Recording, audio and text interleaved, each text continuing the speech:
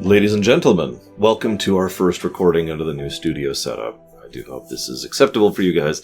It should probably be very weird, as Ruminations will continue going live for the next 2 years under the old setup, because I like to do things in advance. But, nice demarcation point. Like, hey, we did it! We're at the beginning of the new setup in the new studio. We're still filling out, everything. But we got the posters up, we got the dives back there, very important. Waves back there, quicks back there, the hammers over there.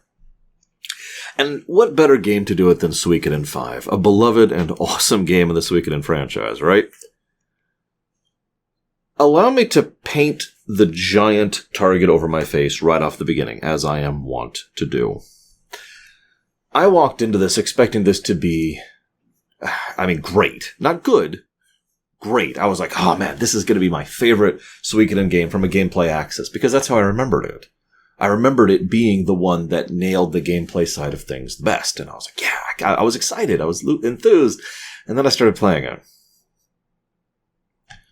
I don't know why I remembered it that way exactly, but I am not the only one. I know at least 2 other people personally who were like, yeah, Suikoden 5 has the best gameplay.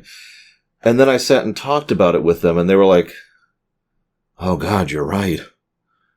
The gameplay axis of this game is really lacking. In fact, I would actually go so far as to consider it unfinished in several respects. Nothing big, but a lot of little. It feels unpolished, to put it into simple terminology. And there's a lot of strange things, like characters not being set up appropriate to who they are narratively when they join your party, or interface problems that were solved 2 generations ago.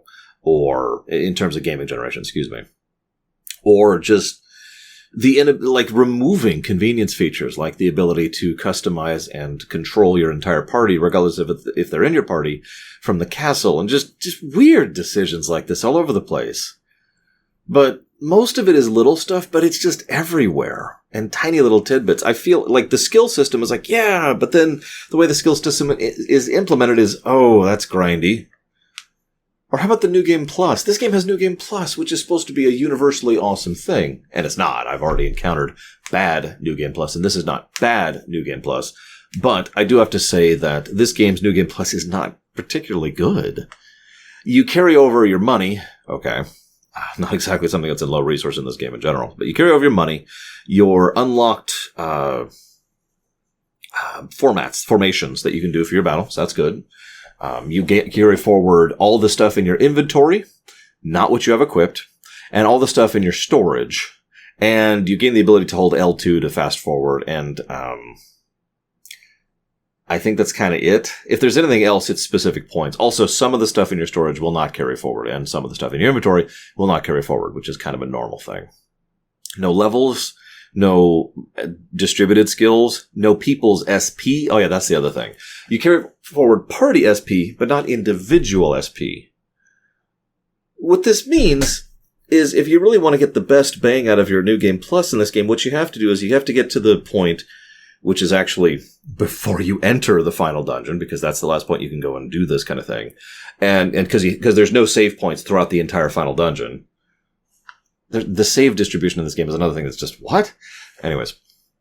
So you go there and you pick your party you're going to fight the last boss with, and as well as, of course, the 3 bosses you have to fight up to that point.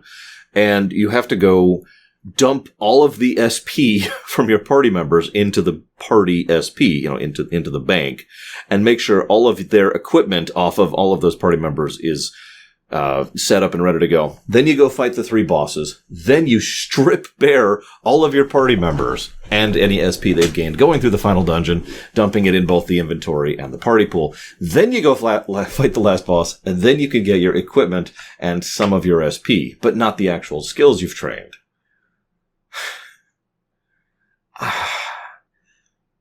Now, to be clear, this sounds like I'm complaining, and of course it is, but some people have this strange impression, probably because of other YouTubers and streamers, that I actually like to speak negatively about a game. And those people are wrong. I have absolutely no hesitation about speaking negatively about a game. But I wanted to love this game. I walked into this yeah, and you could argue maybe it's the expectation thing, and maybe that was my problem. And maybe it's just my memories were terrible. I don't know. The final note I could mention, though, is that while this was an enjoyable game, I will probably never replay this either without doing a New Game Plus, which I did set up for in advance, or without just straight up cheating in order to just enjoy the game. Because, well, there's the rest of the game. Normally I like to share a little bit of behind-the-scenes insight here. I have none. There's an oft-repeated rumor that this game was in production before Suikoden 4 and was originally intended to be a Gaiden game to the franchise. And then it was then turned into Suikoden 5, and then it sold terribly. That's not a rumor, that's a fact. And, well, I mean, the Suikoden series basically died after this. I have not been able to find a source for that, so I hesitate to report that as fact. In fact, I'm going so far as to say that I'm not even sure that's true. But it highlights the problem I have. There's very little behind-the-scenes information on the making of this game in particular. I've actually had this problem with previous Suikoden games as well, not counting 1 and 2. So I have no idea why anything happened the way it happened, and I have no big insights to share with you. If you wanted my opinion, I would say, well, this is a game that was released in 2006 up against, well, let me put it to you this way. This game came out in 2006 February. Final Fantasy XII came out in March. That's probably at least partially why the sales figures tanked. I'm sure the other reason was Suikoden 4, but let's not get into that. So, yeah, no, it makes a degree of sense, that side of things. But I think that what was happening is Konami, at this point historically, had already begun their major shift over into being a full-time gambling company rather than a game development or publisher company. And so I think they just didn't support it. Now, I have no real evidence of this other than simply looking at the state situation and logically deducing, but this is merely a logical conclusion, not a state fact. If anybody has anything else to share, please feel free to do so in the comments. But as a result, I think Suikoden 5, and 4, actually, were very unsupported in terms of backing, or connections, or time, or money. And I think it shows. The good news is it does look like they decided to really focus on the good, the story side of things. And there's still a good story here. You notice I haven't even talked about that yet. But I wanted to complain on one thing in particular, because while most of my issues with this game are small, the major battles are not. I really do not like the major battles in this one at all. And at first I was like, well, maybe it's just the real-time element. Because a real-time strategy game without proper tools to control it, aka, shortcut keys or mouse and keyboard or whatever, can be very frustrating. I know this from experience. But it's not the real-time element per se, it's everything else related to it. So, you can only ever attack a unit with one unit. That simple fact right there actually removes a fairly large amount of tactics from the game. Also, when an enemy unit is routed, what they do is they turn a random direction and run for a set period of distance. Now, that basically means that, again, not really tactics so much as RNG with regards to how that's going to go. It also means you can't not initiate a battle. If two units touch or get too close to each other, a battle happens. This is another kind of a new feature, and this also leads to the problem where it's possible to be stun-locked, both as an attacker and as a defender. One of the first times this happened to me, I had a unit up against the wall here, and they attacked, and what happened was battle scene, battle scene, battle scene, battle scene, dead. I never had a chance to even give a single order because it was an instantaneous thing. The frame that I left the previous combat, a new combat started. You can also do this to the enemy. But again, that may or may not be advantageous because you're locked into that and you can't give any order like, say, recover. What's really frustrating about this is, as with Suikoden 2, but it's especially true here, I really like the setup for the major battles. Being able to decide who your commanders are, changing their units, changing their lieutenants, changing their support, giving them the special abilities, that's actually really cool. And it's my favorite part about the major battles by far. It is, of course, then no surprise that they take that away from you for several of the more important major battles in this game, to the point where you can't change anyone on entire units, and you can't change who's in charge of these particular units, or in some cases, who's in charge and the lieutenant. So the best feature of the thing was taken away from me. One last comment before I move on to the story axis. I always like to have a question in these ruminations, so here's my question for you this particular time around. Would you have rather this game be in 2D? Now, I'm going to explain that, but that is the core question. The game doesn't look bad in terms of 3D. 3 and 4, but mostly 3 had some very serious issues. I think I mentioned that in the ruminations on both games. The graphics were not good. They looked like early PS1 3D graphics, probably because they weren't used to working with it. And the animations were stilted and jittery and awful. Suikoden 5 has the exact same issue. It's better, but it does have the exact same issue. A lot of the animations are really stilted and weird and awkward, and there's not really a lot of good usage of the 3D element. I want you to remember this game in your mind really quick. Now, picture the camera. What does the camera do 99% of the time? It stays in one point, fixed above you as you're moving through. The exact angle changes, but it's always doing this. Very, very rarely there will be a section where the camera will tilt a little bit so you can see around something, and then it'll go back to being the top view. In other words, the single biggest benefit of having a game done in 3D is not present. You don't actually see it in 3D. You are effectively watching it in 2D. And you see my point. Now, 2D is expensive. Good sprite work is expensive and costly and time-consuming. But I want you to compare and contrast, especially the animations, because that's the big one. Suikoden 2 versus Suikoden 5. Look at the animations. Just in combat is a good example, but just look at the animation style of both, and then, well, tell me your opinion on it, I suppose, because my opinion is rather clear. I think Suikoden 2 knocks this one out of the park. Not because I prefer sprite work, because, Red Dead Redemption 2 looks better than Suikoden 2, right? It's not because I prefer sprite work or older games or anything like that. It's just because Suikoden 2 did a lot of good stuff with what it had, and Suikoden 5 does not. My opinion. What do you think? Story. I actually have some notes here, for once. One of the best parts about the early parts of the game. So let me actually rewind a second. For those of you who don't know, we review these, and that's how we lead up to these new ruminations as we sit down.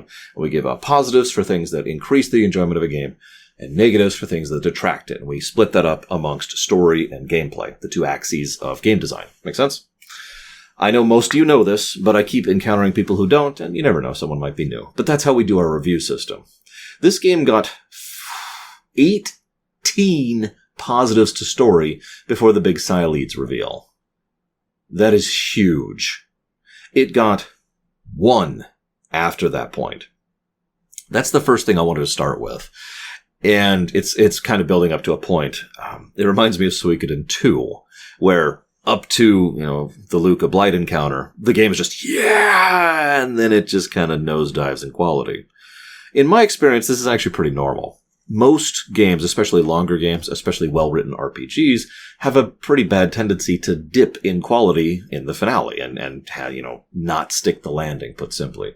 Final Fantasy Tactics, Final Fantasy XII, and Suikoden 2, I'm going to stop there, are 3 other examples of games that have the exact same problem, in my opinion, where it's like, yes, this is incredibly high quality, amazing. Oh, we're going to Gira Vegan now. Okay. Now, I bring that up, though, because the initial part of this is fantastic. One of the things they do right off the bat is they establish how things are bad, and, this is important, how things are better. In other words, that the current status of affairs, which is not good, which has gladiators who are fighting each other as slave labor and who are mistreated and abused, despite the fact that it's illegal to do so because the definitions have been vague. This is a situation in which there's noble lords who have control over what the Senate does, and the Senate thus controls the Queen.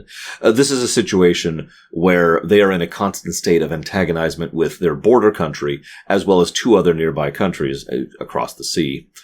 Things are not good. And yet, what's constantly emphasized is that this is the best it's been for a long time. Both morally and in terms of prosperity. Arstadt, hang on, so we got this, there's the gladiator thing. There's the Lord Lake incident where, they were nuked. There's the nobles, I already mentioned that part. Yes, and just to make another point about the gladiators, they have banned cruelty, I mentioned this in brief earlier, which means they have to define cruelty. So they have to give them food and medical care, assuming they earn it, of course. They have to earn it. But they still get to sleep on an empty stone floor in the cold in the basement with no privacy. Because why would they? It's not cruel. They're property. They're livestock. This is how you treat livestock. This is how we treat people. This is the improved circumstance. The game makes this very, very clear and does some very good exposition for quite some time. The reason I bring all this up is prior to the events of this game, there was a civil war between, I wrote down their names, but I'm going to screw up pronouncing them because the game never pronounces them. Falls Ram and Sharawar. Sharawar, that sounds right. Now, those two sisters are one generation up from Arshtat and Siledes. Okay, so that's the age gap here.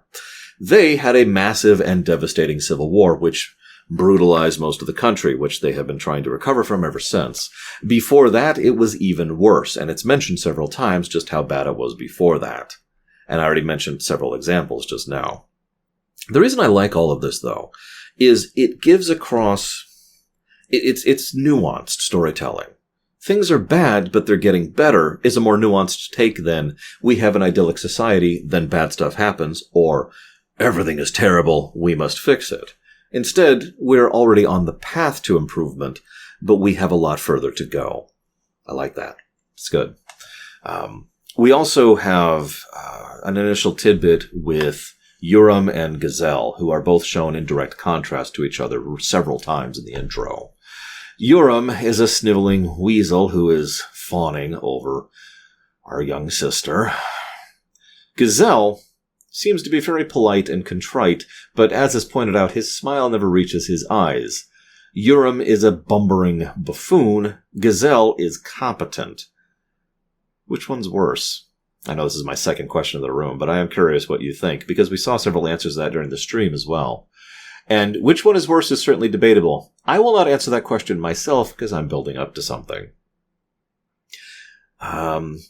Let's see. It's legal to kill non-humans in some of the cities. Just straight up, it doesn't matter because they don't count as people. This is a good time to mention that the bad guys in this game are basically Nazis. They actually pursue a campaign of genocide against the dwarves and against the beavers. Now, that may sound like a joke or whatever, but the game plays it very straight and very serious. They want to exterminate those species. Why? Well, because we need to have purity. It must be all Philanans, Philana for Philanans, right? That's how it should be. One of the characters even argues with the beavers that the beavers are totally okay with genocide. After all, they live separate from humans, which means they agree with the ideology that we must be segregate.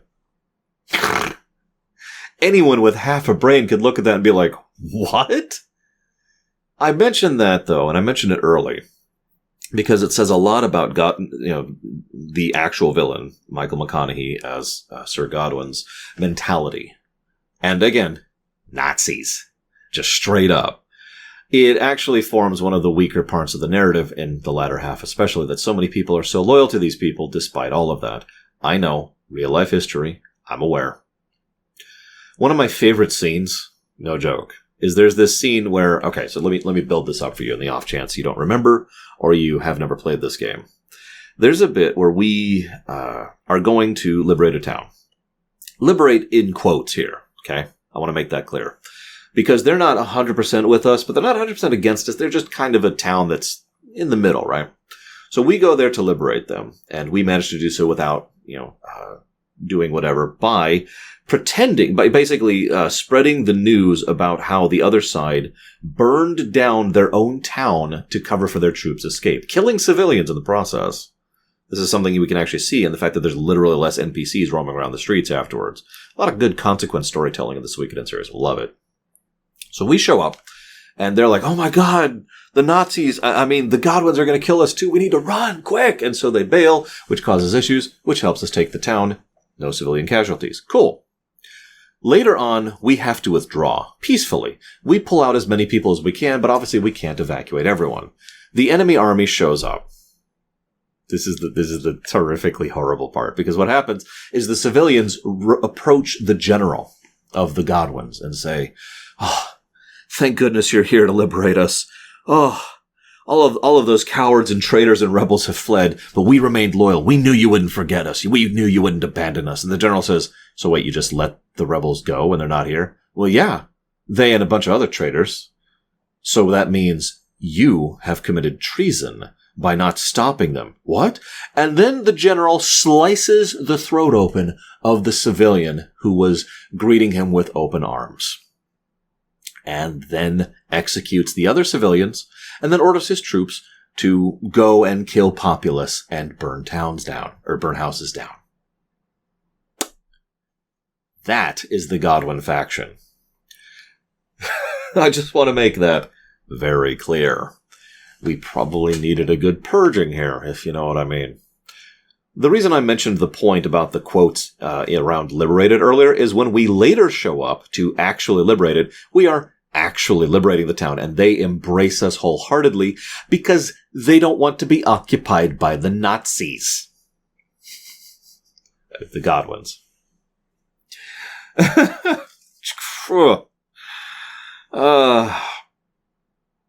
This is a good time to mention something. Well, no. Let's talk about something else first. Let's talk about the Sun Rune. This game goes into the True Runes a little bit more than most of the other ones do. Usually the True Runes are kind of background element. They're important, and indeed most of the events are happening because of them, but they're usually not on display in the main plot. Not really. Here, the Sun Rune, Dawn Rune, and Twilight Rune are integrally tied into the main plot and show up constantly and are a major plot device constantly. I've mentioned my theories on the True Runes before, which I shall only briefly recite for you. I think that they are, to some degree or another, sentient or sapient. I think that they're all playing a game, basically, with each other. That they're all after their own things. They all care about their own things. And each one of them, sorry, just verifying that I'm recording. I'm using a new recording setup, so I got nervous there for a second. Each one of them is interested in their own things, just like we are. But their things are more alien because they're runes, so they don't care about food or comfort or women or men or whatever. Instead, they care about killing people or utilizing justice or spreading the flame or creating order or removing individuality. And all of these are specific examples across the franchise, right? That's my theory in a nutshell. The Sun Rune is very clearly involved in wanting to do that justice one. That's the one I just mentioned. Divine justice. I have the right to do what I will, and anyone who disagrees with me must die. And that's the Sun Rune in a simple nutshell. It's also probably worth noting the Sun Rune is in incomplete and or parent rune, depending on the truth there. There's a lot of questions and holes when it comes to the lore of the True Runes. So it's a lot of speculation here. But we do know the Dawn Rune and the Twilight Rune are below the Sun Rune and connected to the Sun Rune. I mention all this because Arshtat, our mother, the queen, she takes upon herself the Sun Rune 2 years ago at the behest of Lucretia. Sorry, I'm hesitating there because the game actually pronounced her name 3 separate ways. I was paying attention. Lucretia, and Lucretia were the 3 ways the game pronounced her name, I think. I'm not sure about that third one, but I know the former 2. So, whatever. I always want to say it Lucretia because I actually knew someone like that in real life who had that name spelled that way, and that's how it was pronounced, but I'm getting off topic. Point being, she was advised to take upon herself the Sun Rune, and not to put it away. Okay. And so she is constantly fighting against the influence of the Sun Rune. And it is a fight. We see several times how she is not herself. In fact, if it wasn't for her husband, Farid, constantly being there and pulling her back to reality and sanity, she would probably have gone cuckoo for Cocoa Puffs years ago. Now, the Sun Rune is very powerful too. We keep referring to it as a nuke because it effectively is. It is a nuclear weapon. It can destroy tons and tons of stuff to a devastating and near permanent degree. Barren Wasteland, Lord Lake, etc. The reason I bring up all of this, though, is Arshtat is in the worst situation. I want to line this up, if you don't mind. I want you to imagine that you are a decent person, overall leaning towards good, okay? I know it's a stretch. Now I want you to imagine that you care about someone or something. Your people, your family, your job, your profession, your hobby, whatever. Now I want you to imagine that whatever it is you care about is something that is being actively ruined and hurt by other people who are doing so out of selfish, greedy, and demonstrably evil reasons. Corrupt officials, or whatever. YouTube commenters on the internet. You get the idea. I'm sorry, I'm poking shade. You get the idea. Okay? So now that you're in that situation, and whether something you care about or some ones you care about that are actively being ruined by someone else, now, no politics joke here, by the way. Now, under that circumstances, you have power. Personal power. You could wipe them out just like that if you wanted to. Now, having put yourself into that mode, put yourself into that mentality, how long do you think you would last? This is why Arstedt and her will and the combination of the duo that is her and her husband is so impressive. This is one of the reasons I made that point earlier about how things have improved, because it is under their leadership that things have gotten so much better. Not good, but better. Because that is some serious willpower to resist that for about 2 years, which is how long she lasts. It is finally in the end when she's being attacked and her husband is injured that she finally loses it, and then she ends up killing her husband. The moment she kills her husband, she is gone. And at that point, there's no salvaging her. But it is astonishing she lasted that long. One little side note, though. Picture the other side of things, too. Because remember, the true runes are, if my theory is correct, sentient and sapient.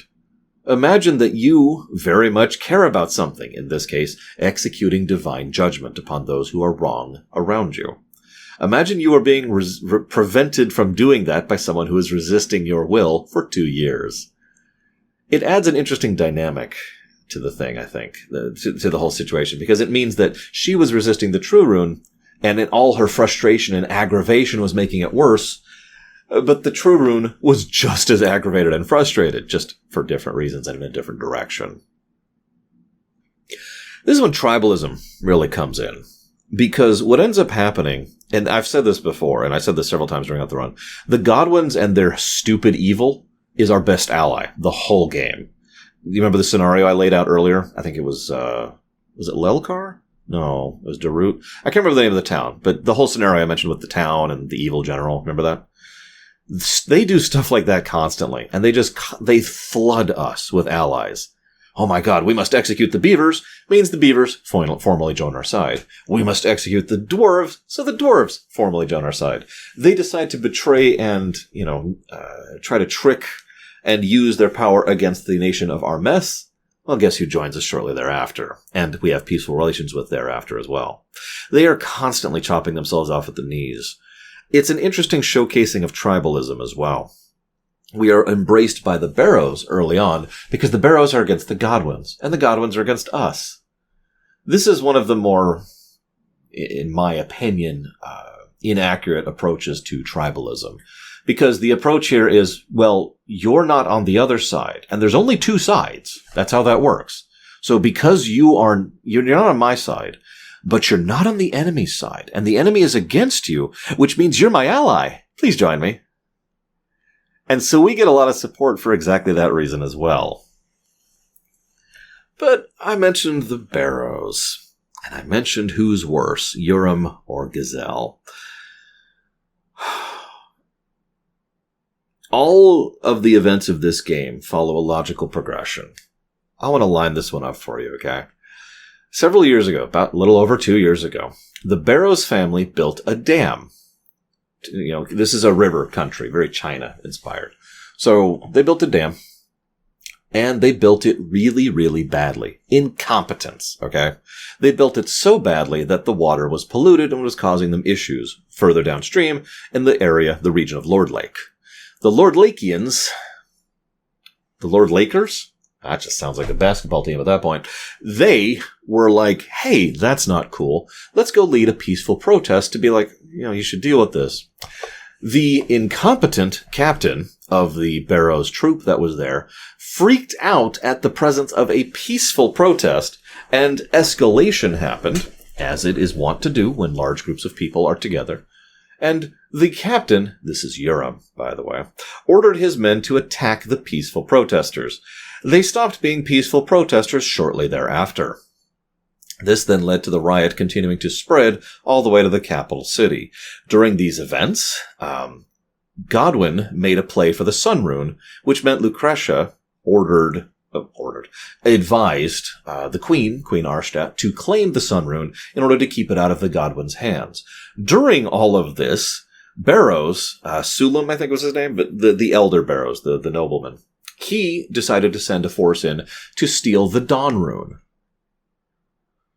Now, all of that is important because the reason for everything happening in this game, for Godwin's move for power, for the destruction of Lord Lake and the cost of thousands of lives involved in that because of the nuking, the fact that we lost our mother, and the insanity that I just outlined for you, and the fact that we had nothing to help bring her back to sanity, because the Dawn Rune and the Twilight Rune act as balancing elements for the Sun Rune. It has been argued, and I agree firmly with this, that if the Dawn Rune had been present, that would diminish the Sun Rune's influence on her, and therefore make it so that she would not have gone, cuckoo for Cocoa Puffs. All of that happened because of escalation, because of a bad order, because of some dirty water, because of a badly made dam. Incompetence. Hold on, it gets better. Remember I mentioned that civil war earlier between two people I'm going to try one more time to pronounce here? Falzram and Sharawar? Barrows pushed that. He made a stupid and obvious power ploy and convinced one sister to go against the other sister, and is personally responsible for starting the civil war that nearly destroyed the entire country 2 generations before the events of the game. So who's worse? You've got incompetence causing all of these problems, or actual genocide.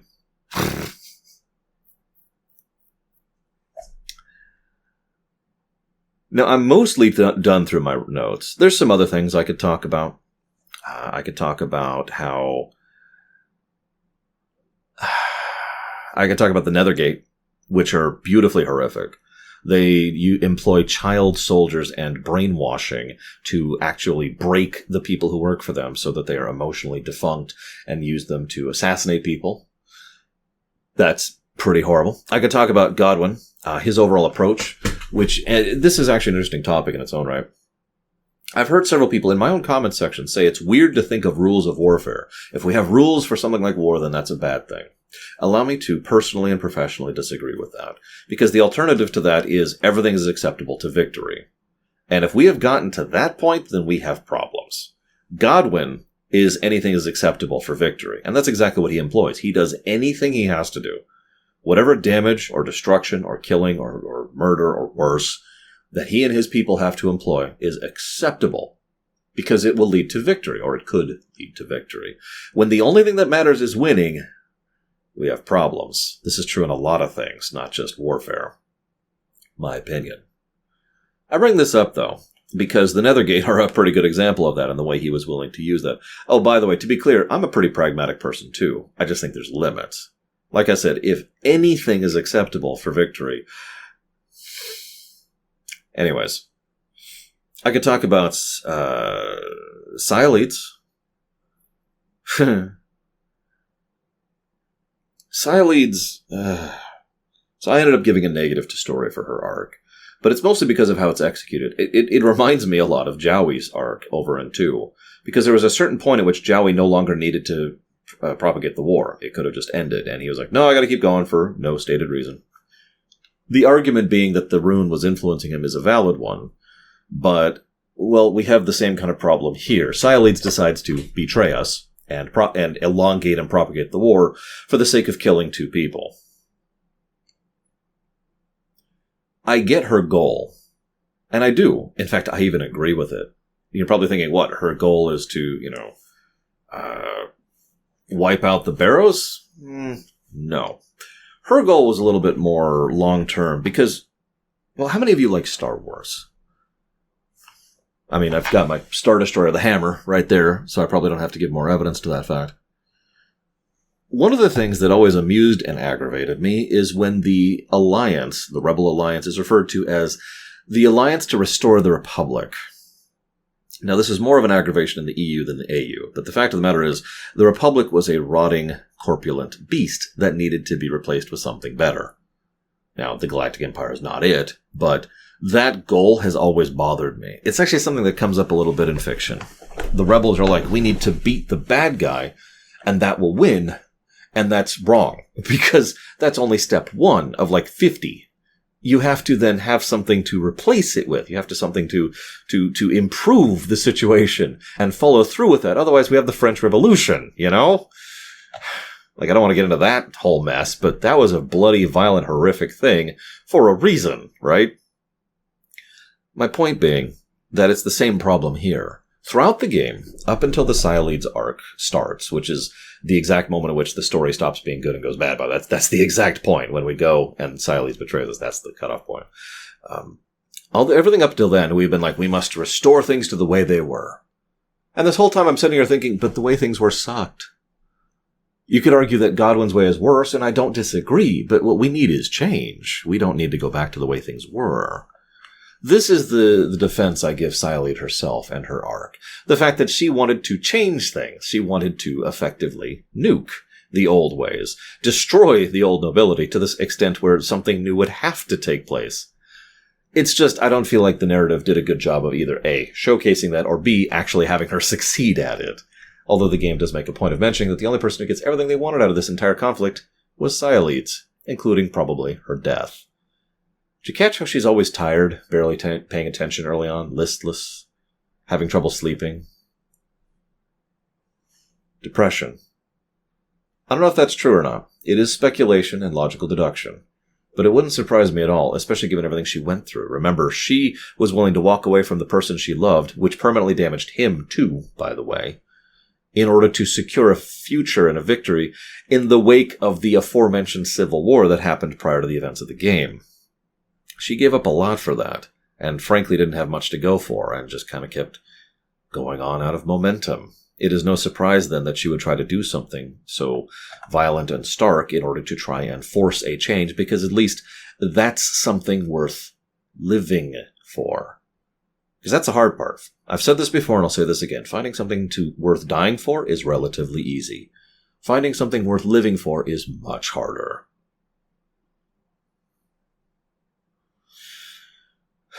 But hang on a second. So we've got a kingdom that's kind of turning into a representative republic, and there's this bit where the game gets worse after a certain point, and the true runes are affecting people, and God, this really is just Suikoden 2, isn't it?